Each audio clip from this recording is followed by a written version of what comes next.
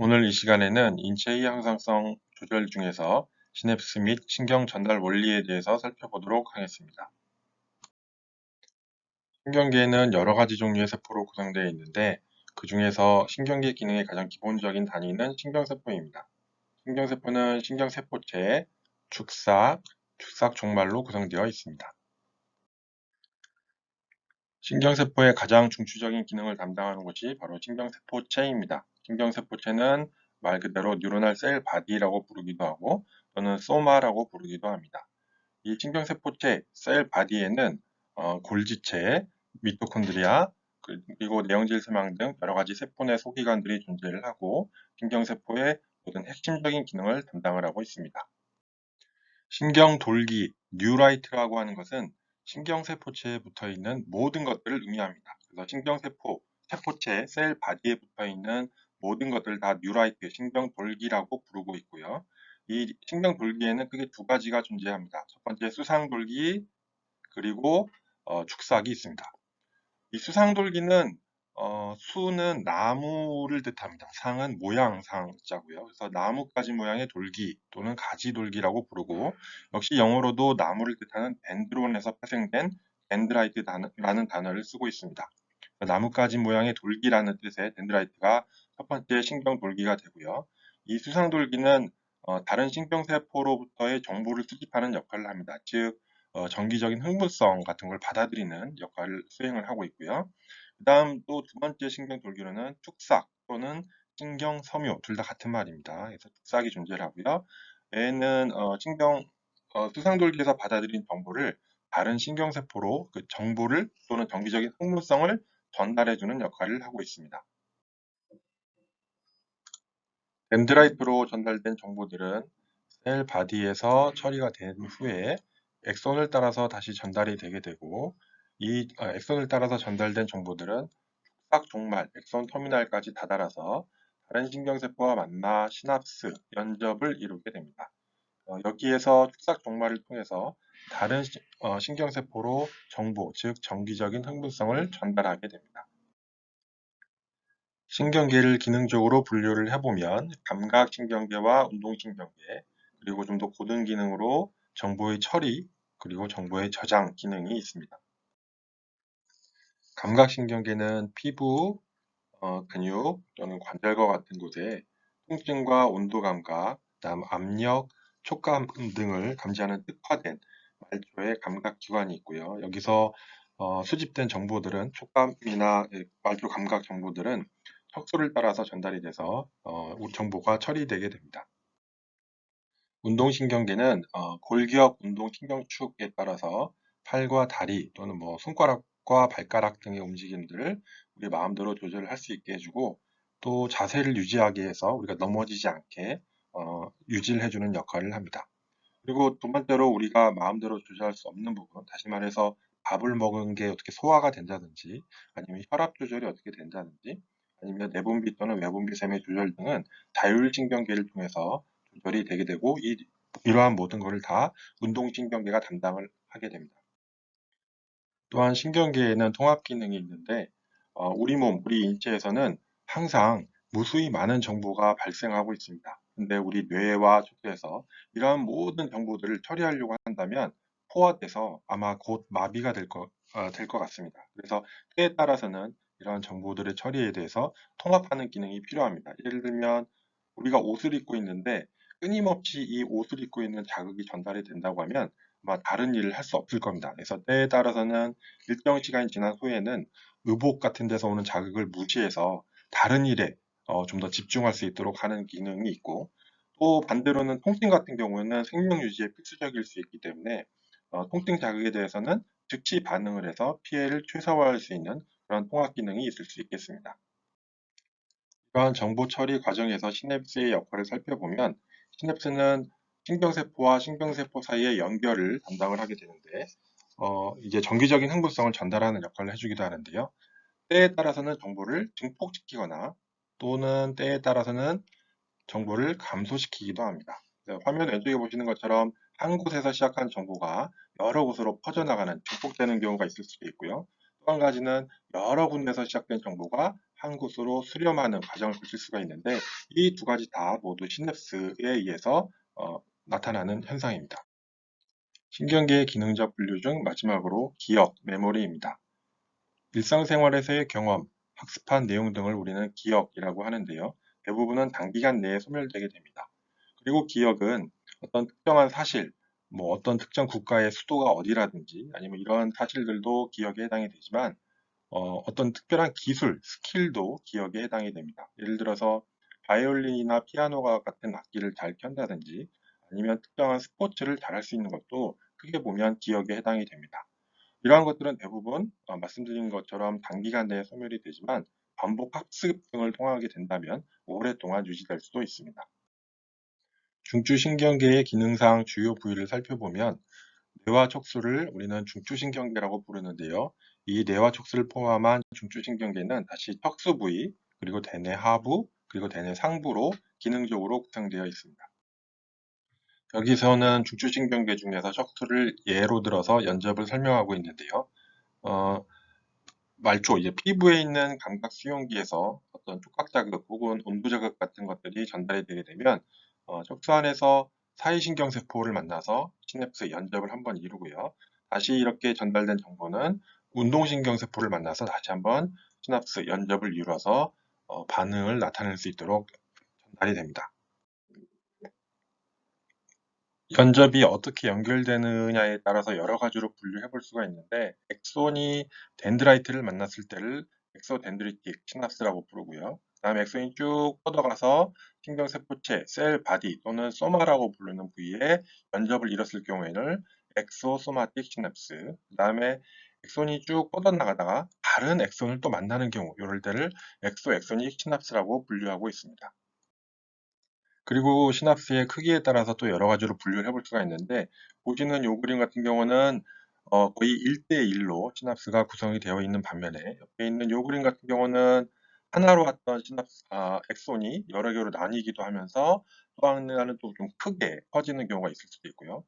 보시는 요 그림 같은 경우는 어, 프리시납스가 굉장히 사이즈가 크죠. 그래서 하나로 전달해 왔던 정보가 굉장히 크게 증폭되는 경우가 있을 수도 있고 또 요 그림 같은 경우는 하나로 왔던 시납스가 포스트 시납스가 여러 군데로 퍼져나가는 그런 모양을 띠고 있습니다. 그리고 시납틱 멤브레인의 크기에 따라서 구별을 해볼 수도 있는데 시납틱 멤브레인이 여기서 보시는 그림에서 보라색으로 표현되어 있는 이 멤브레인의 두께가 같으냐 같지 않냐에 따라서 또 구별을 해볼 수가 있습니다. 근데 이런 거는 일반적인 현미경에서는 관찰하기가 어렵고 전자현미경 하에서 좀 관찰이 되는 걸로 되어 있고요. 그래서 크기가 같지 않은 경우 A, B와 같이 크기가 같은 경우로 구별을 해볼 수 있습니다. 그리고 신호 전달 방식에 따라서 시냅스를 분리해 보면 크게 두 가지로 분류를 해볼 수가 있는데요. 첫 번째는 정기적인 시냅스, 두 번째는 화학적인 시냅스입니다. 정기적 시냅스의 경우에는 어떤 특화되어 있는 이온 통로가 있습니다. 그래서 이온 통로가 있어서 두 개의 시냅스가 물리적으로 붙어 있고요. 그래서 그 이온 통로를 통해서 정기적인 흥분성이 전달되는 방식을 택하고 있고, 화학적 시냅스의 경우에는 특정 신경 전달 물질, 이 신경 전달 물질이 이제 케미칼, 화학적 물질이 되겠죠. 그래서 화학적인 물질을 사용해서 신호를 전달한다. 그래서 화학적 시냅스라고 부르고 있고, 이런 신경 전달 물질을 활용해서 신호를 전달하게 해주면 그 신경 전달 물질을 받아들이는 수용기, 즉 리셉터가 있어서 그 신호를 전달받게 해주고 그 리셉터의 일하는 작동 방식에 따라서 이원 투과성 수용기와 대사성 수용기 두 가지가 존재하고 있습니다. 신호 전달 방식에 따라서 시냅스는 정기적 시냅스와 화학적 시냅스로 분류할 수가 있다고 했는데 먼저 정기적 시냅스를 살펴보면 정기적 시냅스의 경우에는 물리적으로 이렇게 붙어서 신호가 전달이 됩니다. 그래서 가운데 특정 이온 통로가 있어서 정기적인 흥분성이 바로 전달이 되게 되고요.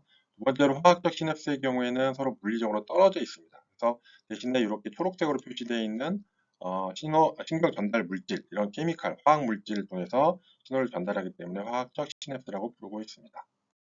정기적 시냅스의 경우에는 보시는 것처럼 이게 신경세포라고 예를 들어 보면 여기가 셀 바디, 여기가 엑손, 여기가 엑손 터미널이 되겠죠. 그래서 이런 신경세포가 하나가 더 있어서 서로 마치 물리적으로 붙어 있는 것처럼 이렇게 표 박혀 있는 형태를 띠고 있습니다. 이런 거를 정기적인 시냅스라고 부르고요. 가운데 이렇게 뚫고 있는 연결하고 있는 걸 이제 이온 통로인데요. 서로 커넥팅하는 어떤 물질이다, 연결하는 물질이다. 그래서 이런 거를 커넥선이라고 부르고요. 이런 커넥선에 의해서 연결되는 형태를 우리는 갭정션이라고 부릅니다. 그래서 하나의 갭정션들에는 여러 개의 혹은 한 개가 될 수도 있겠죠. 혹은 여러 개의 커넥선들이 모여서 구성이 됩니다. 화학적 시냅스의 경우에는 이렇게 정기적인 흥분성이 전달이 되고 나면 어떤 물질, 이제 이게 화학 물질, 신경 전달 물질이라고 그랬죠. 이 물질이 이동을 통해서 이 물질에 대한 리셉터에 가서 결합이 된 후에 다시 정기적인 흥분성이 발생이 돼서 신호가 전달이 되는 형태, 이런 거를 케미칼 시냅스, 화학적 시냅스라고 부르고 있습니다. 화학적 시냅스의 경우에는 연접 전, 그러니까 프리시나픽 셀에서 정기적인 흥분성이 쭉 전달이 되고 나면 어떤 뉴로트랜스미터, 화학 물질, 신경 전달 물질을 통해서 신호가 전달이 되고 이 물질은 다시 자기에 대한 고유의 리셉터, 수용기를 찾아가서 결합이 되게 되면 다시 포스트 시납틱 셀에서 정기적인 흥분성이 발생이 돼서 신호가 전달이 되는 형태를 띠고 있습니다. 앞서서 말씀드린 것처럼 화학적 시냅스에 의해서 신호가 전달이 되게 되면 그 신경 전달 물질을 받아들이는 수용기 리셉터가 있습니다. 근데 이 리셉터가 일하는 방식이 크게는 두 가지로 구분을 할 수가 있는데요. 첫 번째는 이 리셉터 자체가 그 이온 채널인 경우입니다. 그래서 이런 경우를 이온 투과성 수용기라고 부르고요. 이런 경우에는 신경 전달 물질이 가서 결합이 되게 되면 이온 통로가 열려서 세포 밖에 있는 어떤 물질들이 세포 안으로 들어오거나 혹은 세포 안에 있는 물질이 세포 밖으로 나가는 경우입니다. 또 한 가지는 대사성 수용기인데요. 대사성 수용기는 말 그대로 신경 전달 물질이 와서 결합이 되게 되면 어떤 특정한 메타볼리즘에 의해서 새로운 흥분성이 생성되는 경로를 얘기합니다. 그래서 이런 거를 대사성 수용기 또는 메타보트로픽 리셉터라고 부릅니다. 여기 보시는 그림 무슨 공장인데요. 마치 어떤 팩토리, 공장이 있어서 이런 신경 전달 물질에 의해서 이 대사성 수용기가 활성화되고 나면 세포 안에 있던 일련의 공장들이 일을 시작한다 하는 얘기입니다. 그래서 새로운 흥분성을 전달할 수 있도록 어, 신호를 만들게 됩니다. 정기적 시냅스와 화학적 시냅스의 차이를 살펴보면 정기적 시냅스의 경우에는 두 개의 신경세포가 서로 물리적으로 붙어 있고요. 붙어 있는 과정에서 어떤 특정 이온 통로, 커넥선이라고 부르는 통로가 있고 이러한 형태의 연결을 갭 정션이라고 부른다고 했습니다. 그래서 이 이온 통로를 통해서 정기적인 흥분성이 전달이 되는데 아무래도 그 전달 속도는 물리적으로 붙어 있기 때문에 화학적 시냅스보다는 정기적 시냅스가 약간 더 빠른 편입니다. 어, 하지만 그 전달되는 게 정기적 시냅스의 경우에는 멀리 떨어져서 전달이 되면 될수록 정기적인 흥분성이 점점점 작아지는 반면에 화학적 시냅스의 경우에는 시냅스를 건너가게 되면 새로운 활동전이 액션 포텐셜을 만들어내기 때문에 그 정기적인 흥분성은 항상 같게 유지가 될 수 있습니다. 그래서 정기적인 흥분성은 정기적 시냅스에서는 뒤로 갈수록 점점 작아지는 반면 화학적 시냅스는 그렇지 않다 하는 차이점이 있습니다. 신호 전달 방식에 따른 시냅스의 분류는 정기적 시냅스와 화학적 시냅스가 있다고 살펴봤습니다. 먼저 정기적 시냅스에 대해서 살펴보면 정기적 시냅스는 갭정션이라고 불리는 형태로 서로 연결이 되어 있고요. 다음 내장 평활근 세포, 그다음 심장근 세포 등에서 보시는 그림처럼 정기적 시냅스는 두 개의 신경세포가 서로 연결이 되어 있고요. 이 그림을 확대해서 보면 갭정션이라고 불리는 연결 형태로 연결이 되어 있다고 되어 있고 여기에 열려있는 이온 통로들을 서로 커넥팅하고 있다. 그래서 커넥선이라고 부르고요. 이 커넥선, 한 개의 커넥선은 여러 개의 커넥션들이 서로 모여서 구성이 되고 있습니다. 정기적 시냅스를 연구하기 위해서 가장 대표적으로 많이 쓰였던 동물입니다. 군소, 아플리시아라고 불리는데요. 토끼처럼 생겼다 그래서 바다의 토끼라고 불리기도 합니다. 근데 그 군소는 마치 오징어나 문어처럼 어떤 위기에 닥쳤을 때는 이런 그 먹물을 뿜어내는 반사 기능이 있는데 요 기능과 관련돼 있어 먹물을 내뿜는 게 바로 있어서 중요하게 작용하는 게 정기적 시냅스였습니다. 그래서 이런 정기적 시냅스의 기능을 연구를 해서 노벨상까지 받았었는데요. 그래서 정기적 시냅스와 관련된 거는 군소를 가지고 연구를 많이 진행을 해와서 주로 이 군소를 그 연구 결과를 통해서 여러 가지 설명을 하고 있습니다. 정기적 시냅스 다음으로 화학적 시냅스가 있는데요. 화학적 시냅스는 앞서서 말씀드린 것처럼 특정한 화학 물질, 즉 신경 전달 물질, 뉴로 트랜스미터를 사용하는 시스템입니다. 이 화학적 시냅스의 경우에는 우리 몸 대부분을 내 있는 그 시냅스가 화학적 시냅스에 해당됩니다. 보시는 그림에서 프리시나프틱 뉴런, 포스트 시나프틱 뉴런이 있고요. 이 두 개의 신경세포를 서로 연결하고 있는 게 화학적 시냅스입니다. 이때 이 뉴로트랜스미터의 경우에는 베지클 안에 이렇게 쌓여 있습니다. 베지클 안에 쌓여 있다가 세포막에 결합된 채로 또 존재를 하게 되고요. 세포막에 결합돼서 뉴로트랜스미터가 베지클 안에 쌓여 있다가 어떤 특정 신호가 전달이 되게 되면 베지클 안에 있는 신경 전달 물질이 시냅틱 클래스트로 분출이 됩니다. 나간 그 뉴로트랜스미터는 각각의 수용기 리셉터에 가서 결합이 되게 되고 또 각각 고유의 기능을 이제 수행을 하게 됩니다. 이런 형태를 화학적 시냅스라고 부릅니다. 신경 전달 물질이 시냅스로 분출되게 될 때는 칼슘 이온이 굉장히 중요한 역할을 하고 있습니다. 그래서 평상시에 그 뉴로트랜스미터는 시냅틱 베지클 안에 쌓여서 이렇게 존재를 하고 있다가 칼슘 이온 통로가 열리면서 칼슘이 세포 밖에 있던 칼슘이 세포 안으로 많이 들어올 때 이때 이 흥분성을 띠게 되면서 이 신경 전달 물질이 분출이 되게 되는 과정을 거치게 됩니다. 뇌와 척수와 같은 중추신경계에서의 화학적 시냅스 그리고 말초신경계에서 화학적 시냅스를 그 미세 구조를 살펴보기 위해서 전자현미경으로 촬영한 그림입니다. 프리시나프틱 뉴런이 있고 포스트 시나프틱 뉴런이 있고 여기 액티브 존이라고 불리는 요 두 군데 여기가 바로 화학적 시냅스를 구성하고 있는 부위입니다. 그래서 정기적 시냅스와 달리 화학적 시냅스는 서로 물리적으로 떨어져 있다라고 이야기를 하지만 실제로는 굉장히 작은 그 짧은 거리로 떨어져 있음을 거의 붙어 있는 걸로 이렇게 보이는 것처럼 알 수 있습니다. 화학적 시납스에서 중요하게 작용하는 신경 전달 물질, 뉴로트랜스미터들은 어떤 종류가 있는가 하는 그림입니다. 그래서 글루타메이트, 가바, 글라이신과 같은 좀 크기가 작은 아미노산류의 뉴로트랜스미터가 있고요. 그 다음 아세틸콜린, 노에피네프린과 같은 아민류, 약간 덩치가 커졌죠. 그 다음에 substance T와 같은 덩치가 아주 큰 펩타이드성의 뉴로트랜스미터가 있습니다. 그래서 substance T와 같은 이런 펩타이드성의 신경 전달 물질은 만드는데 시간이 아무래도 좀 더 많이 필요할 것 같습니다. 방금 살펴봤던 여러 가지 신경 전달 물질을 또 그 크기에 따라서 이 클래스를 좀 나눠볼 수가 있을 텐데요. 아세틸콜린, 노에피네프린, 에피네프린, 도파민, 세로토닌, 히스타민과 같은 이런 물질, 아민류는 클래스 2에 포함이 되고요.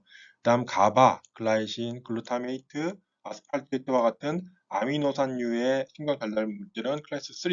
그다음 나이트릭 옥사이드와 같은 가스도 신경 전달 물질로서 작용이 되는데 이런 가스와 같은 물질들은 클래스 4에 해당이 됩니다. 그리고 천천히 작용하는 신경 단백질, 뉴로펩타이드 또는 그로스 팩터, 성장 인자들도 신경 전달 물질로서 역할을 합니다. 그리고 조금 전에 살펴봤던 substance P와 같은 펩타이드, 그다음 안지오텐신 2, 브라디키닌과 같은 이런 물질들도 신경 전달 물질로서 작용을 할 수 있습니다. 화학적 시냅스에 필요한 신경 전달 물질을 만들기 위해서 신경세포에서 이러한 반응들이 진행이 되는데 아민이나 아미노산과 같은 크기가 작고 비교적 단순한 신경 전달 물질은 신경 말단에서 만들어서 사용을 하게 되고 펩타이드성의 신경 전달 물질은 훨씬 더 크기가 크고 복잡한 구조이기 때문에 신경 세포체에서 만들어서 합성을 한 후에 베지클에 쌓고 신경 말단으로 보내서 저장했다가 사용을 하게 됩니다. 화학적 시납스에서 신경 전달 물질의 분비량은 신경 단백질보다는 작은 분자의 뉴로트랜스미터가 훨씬 더 분비량 자체는 많습니다. 하지만 일단 분비된 신경 단백질, 그러니까 뉴로펩타이드, 펩타이드성의 신경 전달 물질은 그 효능이 훨씬 더 크다고 합니다. 보시는 그림은 신경세포체에서 만들어진 뉴로펩타이드, 신경 단백질들이 마이크로 튜브를 타서 카이네이신이라는 단백질을 활용을 해서 베지클에 쌓여진 채 이동하고 있는 모습입니다.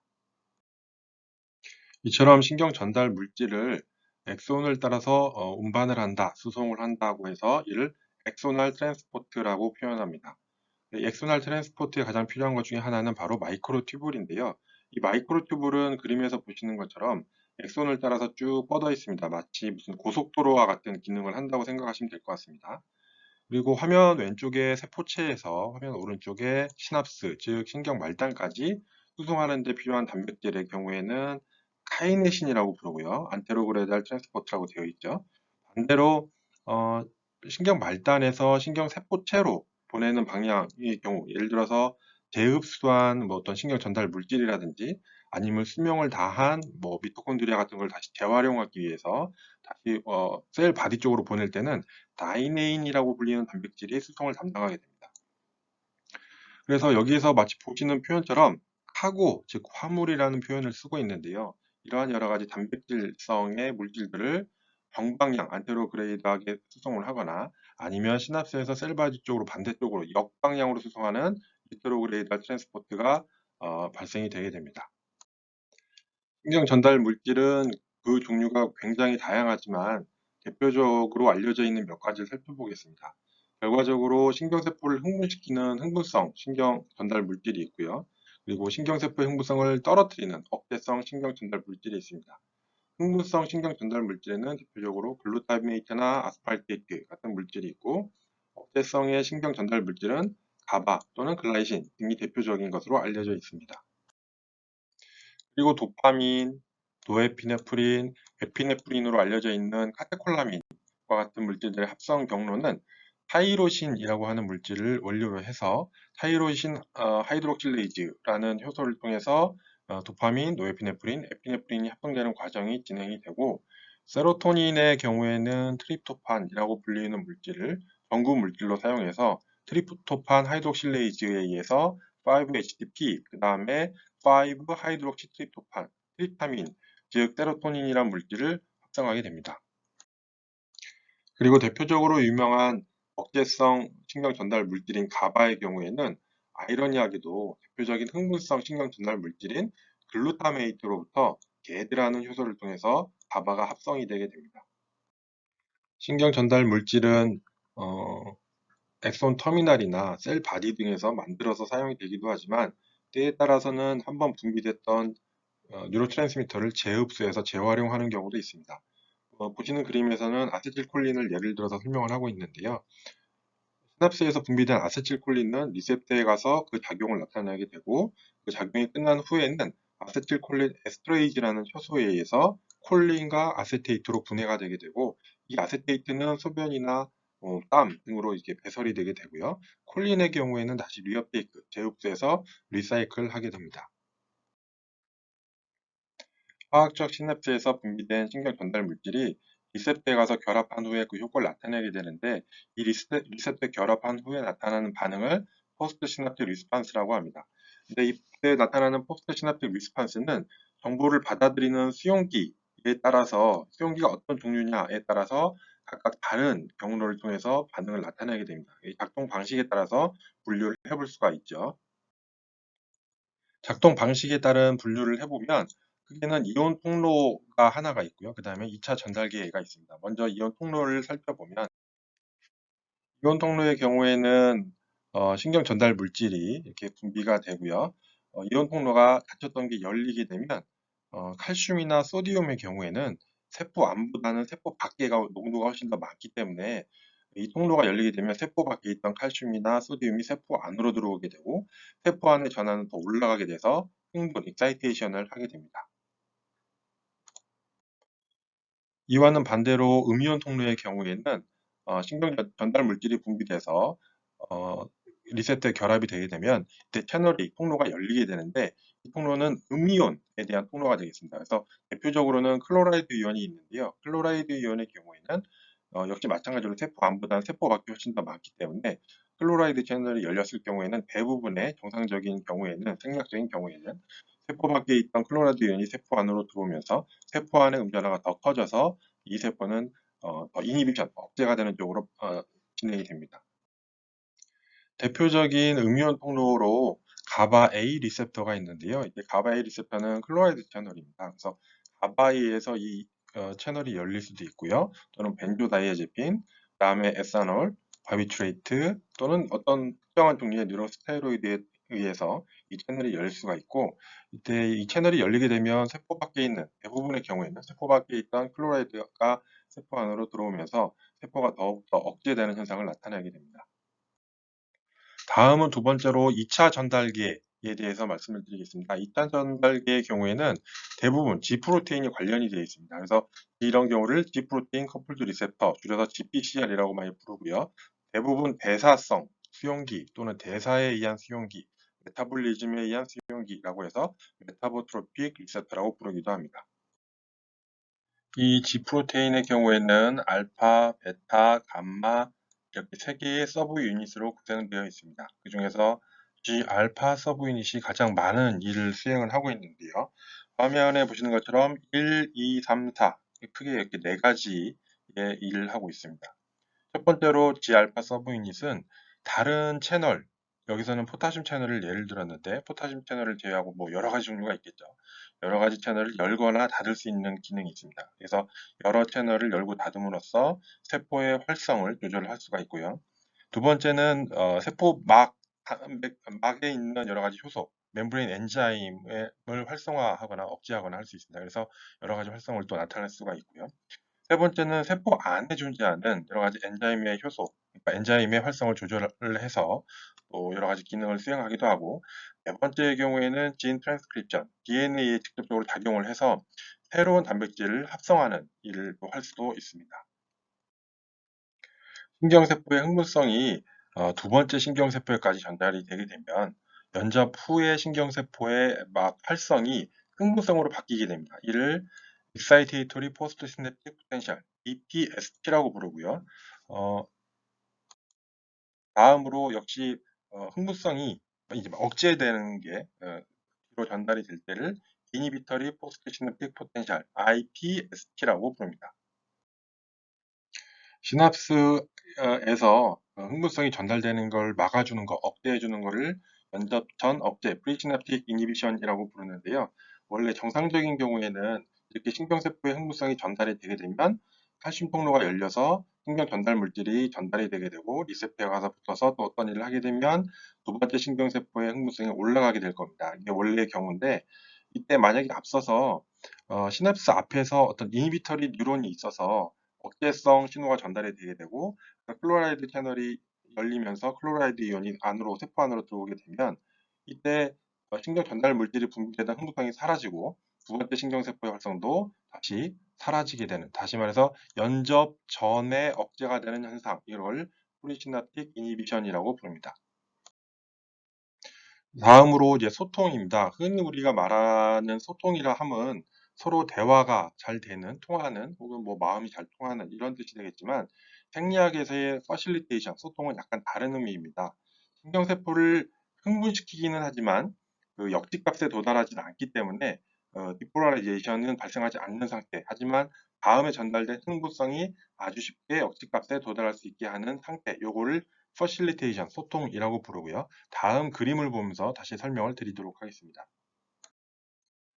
보시는 것처럼 만약에 예를 들어서 이 빨간색 점선이 이 신경세포의 역치값이라고 하면 정상적으로 그 액션 포텐셜이 이렇게 그려진다고 했는데 요런 빨간색 선의 상태, 요거를 facilitation이라고 합니다. 그래서 역지값에 도달하지 않았기 때문에 액션 포텐셜을 만들어내지 못했죠. 하지만 아무 일도 일어나지 않은 건 아니고 약간 어떤 자극에 의해서 약간 막전압이 올라가기는 한 상태입니다. 하지만 액션 포텐셜은 일으키지 않는 상태. 요거를 소통이라고 부릅니다. 소통과 관련해서 다음 설명드릴 게 요 가중입니다. 가중, 서메이션. 무언가가 합쳐진다는 뜻이겠죠. 그래서 공간적으로 합쳐지느냐, 혹은 시간적으로 합쳐지느냐가 있겠습니다. 그래서 신경세포에서 공간적은 스페이스죠. 스페이스의 형용사인 스파셜 서메이션이 있겠고요. 그다음 템프라는 게 시간이죠. 그래서 템포럴 서메이션, 시간적으로 가중되는 현상 두 가지가 있겠습니다. 마찬가지로 다음 그림을 보면서 다시 한번 설명을 드리겠습니다. 제 서메이션을 A, B, C, D 네 가지로 나누어서 설명을 하고 있는데요. E1이죠. E1. 그러니까 익사이테이션의 약자겠죠. 흥분성인 자극이 오는데 이 자극이 충분치 않은 겁니다. 그래서 역지값에 도달하지 못하고 소통된 상태로 존재합니다. E1, E1. 그래서 결과적으로 이 신경세포는 아무런 흥분성도 나타나지 않는 상태입니다. 소통된 상태겠죠. 다음 B로 넘어가면 템포럴 서메이션입니다. 앞서서 A에서와 봤던 마찬가지의 크기의 자극이 똑같이 E1이 오게 되는데 이번에는 시간적으로 아주 짧은 인터벌로 자극이 두 번 연속 오는 겁니다. E1, E1. 그래서 처음에 소통된 상태로 있다가 이 자극이, 이 반응이 미처 원래대로 돌아가기 전에 다시 한번 자극이 왔을 때는 스레스홀드, 공적 전위에 도달을 해서 액션 포텐셜을 만들어내게 됩니다. 이런 거를 템포럴 서메이션이라고 부르고요. 그다음 스파셜 서메이션인데 이번에는 E1과 E2입니다. 이 E1과 E2가 멀리 떨어져 있지 않은 가까운 거리, 공간적으로 가까운 거리에서 동시에 오는 겁니다. E1, E2가. 그래서 E1과 E2는 각각 따로 왔을 때는 A에서 보는 것처럼 아무런 그 활성화를 만들어내지 못하는데 동시에 이 약한 자극이 동시에 가까운 거리를 봤을 때, 즉 공간적으로 가중되었을 때 스파셜 서메이션이 일어나서 액션 포텐셜을 만들어주게 되는 거고요. 무조건 이렇게 더하기만 있는 것은 아니고 여기는 I가 도 있죠. 그래서 이니비션이 또 오겠네요. 억제성 그 자극이 오게 되는데 이 원과 I가 만났을 경우 어떻게 되느냐 하는 겁니다. 이 원이 혼자 왔을 때는 앞서서 A에서 본 것처럼 소통된 상태로 있게 되는데 I가 오게 되면 약간 이제 감소가 되고요. 이 두 개가 같이 오게 되면 이제 E1 혼자 왔을 때보다 훨씬 더 낮게 나타나더라. 그래서 흥분성과 억제성이 서로 합해진 거죠. 그래서 공간적인 가중 연거기 때문에 이것도 마찬가지로 스파셜 서메이션. 그래서 EPSP와 IPSP의 스파셜 서메이션 공간적 가중이다라고 말할 수 있겠습니다. 앞서서 잠깐 설명을 드렸다시피 이제 시납스는 수렴을 할 수도 있고 방산을 할 수도 있습니다. 다시 말해서 컨버전스 되기도 하고 다이버전스 되기도 합니다. 그래서 여러 개의 자극이 한 곳으로 수렴할 수도 있고요. 또는 하나의 자극이 여러 곳으로 퍼져나갈 수 있는 다이버전스 방산될 수도 있다 하는 설명이고요. 수렴, 컨버전스의 경우에는 한 곳으로 수렴되는 경우, 방산, 다이버전스의 경우에는 크게 증폭형과 병렬 경로 방산형이 있습니다. 그래서 증폭형의 경우에는 신호가 하나였던 게 방산 과정을 거치면서 증폭되는 굉장히 신호가 커져 있는 상태로 나타나게 되고 병렬형의 경우에는 신호가 들어온 게 여러 군데로 퍼져나가는 즉 방산하는 병렬형으로 방산하는 형태로 나타나는 경우가 있습니다.